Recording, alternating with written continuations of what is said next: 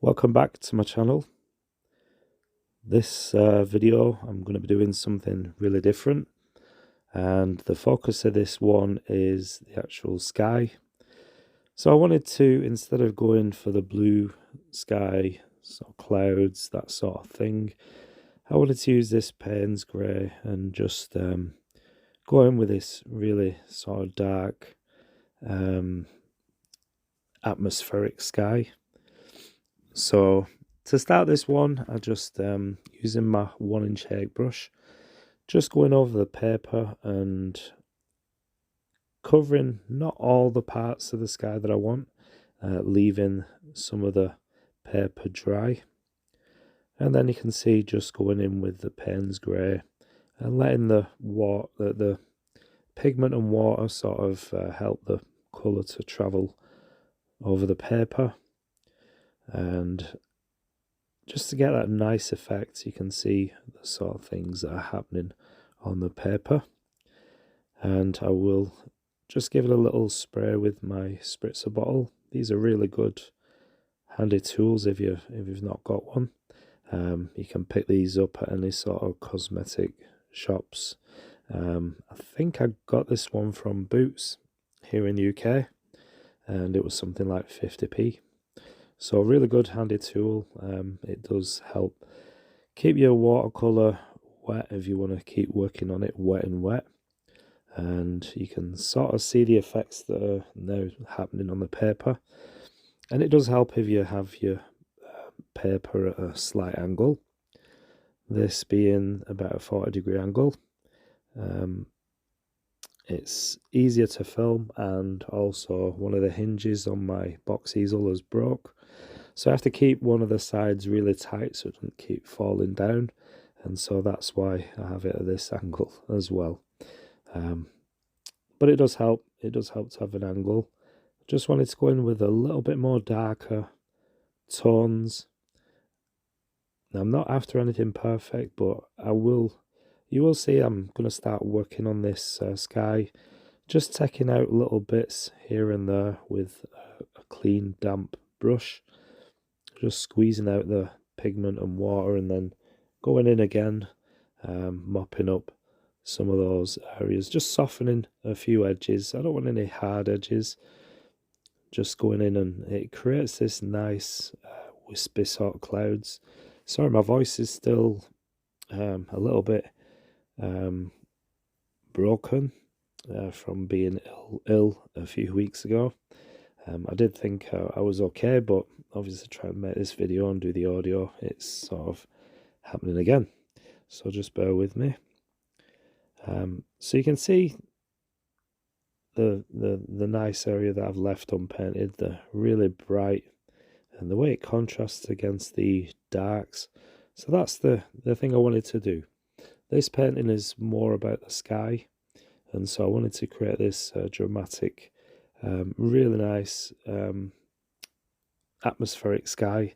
And so let me know in the comments what you think.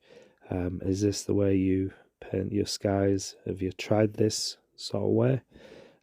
Let me know in the comment section. And also, if you're new to this channel, then welcome. Please do give me a thumbs up. Subscribe if you're not already. I really do appreciate that. Obviously, the more people who give me a thumbs up and comment, then it helps the algorithm push my video to more people. So I really do appreciate you being here. Please do watch to the very end. It's not a really long video. I have chopped and changed things around just to try and keep things kind of brief, but I wanted to show you the whole painting process as well. So let me know if you prefer the longer sort of videos, the full tutorial style videos, or if you like something a bit more time-lapsed or a bit more edited and shortened down to sort of 5 or 6 minutes. Let me know what you think. Now for this, I did want to include some sort of hills and mountains, whatever they may be, and I'm using my card just to scrape out some pigment, and it didn't quite work. Sometimes with the scraping pigment. It doesn't always work every time, and the reason this time is I can't find the actual piece of card that I do normally use. It's got a little rounded corner, and I like to use that instead of these sharp sort of square sharp corners, and that's what I'm using here. I'm not really keen, but it's left some sort of interesting mark, and I'm just going with it. And I think in this scene I just want a bit of a river coming through the off the center, and if I leave little bits of white, then that can pass as sort of snow or ice. It's quite a cold, like I said, an atmospheric scene, and so I'm expecting to get some sort of some moody, some darks, and some snow and some mist, and all those sort of things that you may find in these sort of landscapes. And I could really imagine being on these hills and looking out and seeing this sort of scene. It's really quite nice to paint.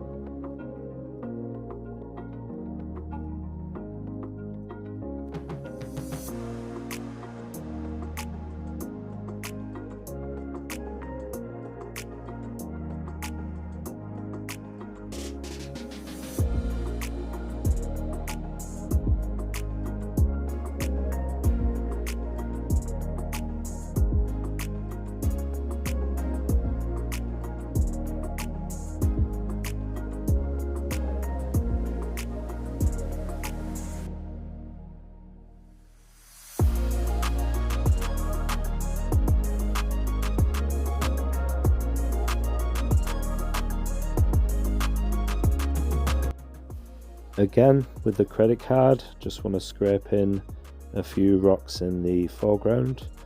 Not too many, just to give some texture and something of interest in the foreground.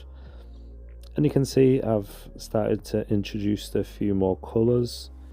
So I started off with the grey, and I wanted that mostly throughout, and then just to add a bit of variety to the painting, I'm touching in some browns, little bits of red and yellow ochre, and all those sort of colours, nice earthy colours. So I don't want too much colour, just a little bit here and there, just to almost balance the scene.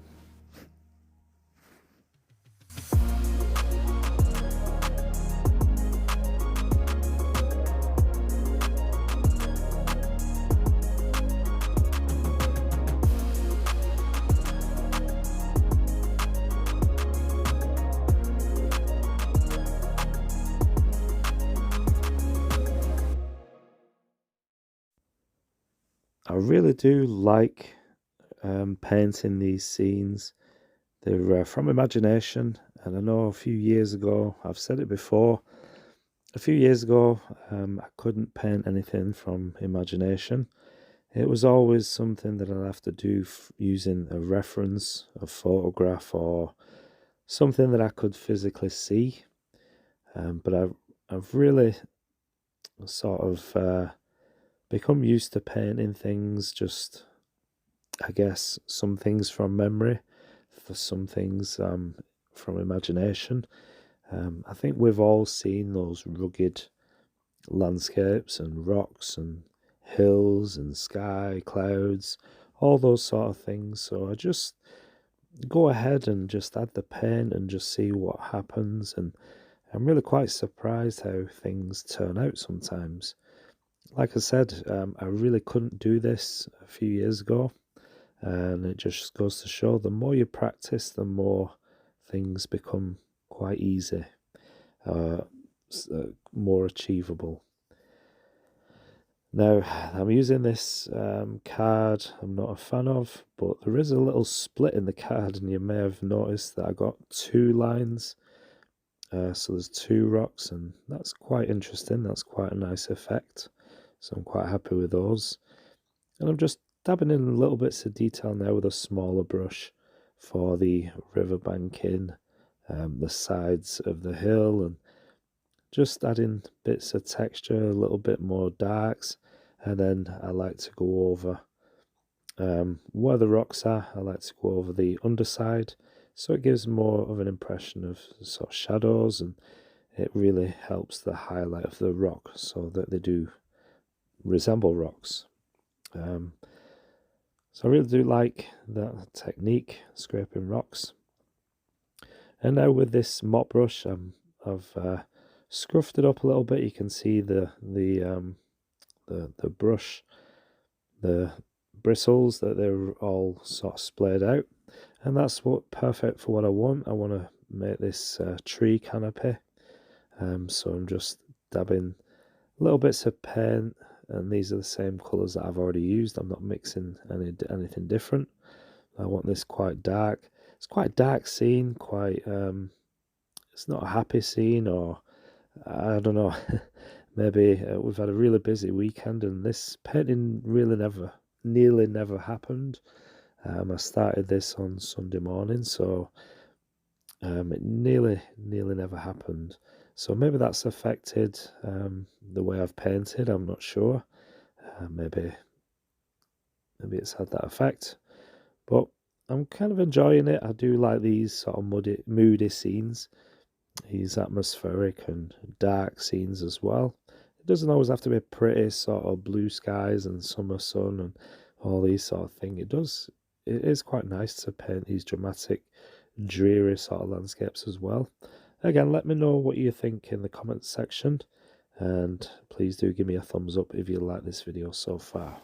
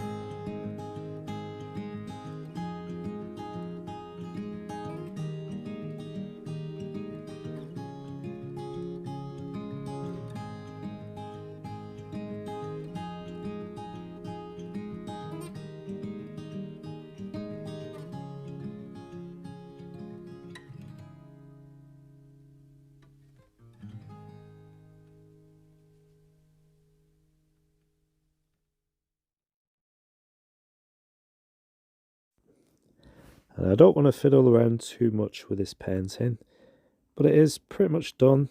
There's most of the things gone. I've done what I wanted to do. Just want to remove a little bit of this dark paint in the top of the sky.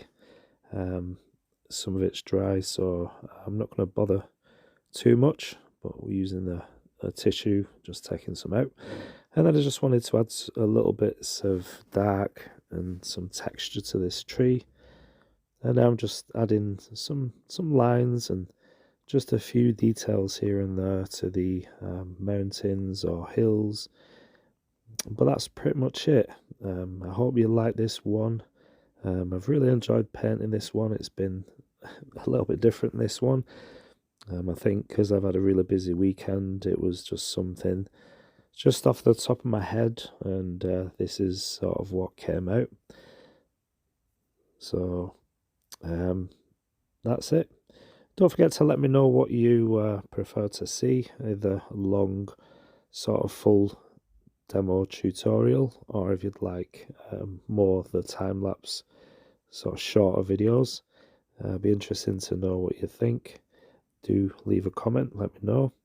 And if there is any ideas, any sort of paintings you'd like to see, anything you'd like me to paint, then just drop me a comment and I'd love to sort of give those a go as well. But that's it. Thanks for watching, and I'll see you again in the next video. Take care. Bye bye.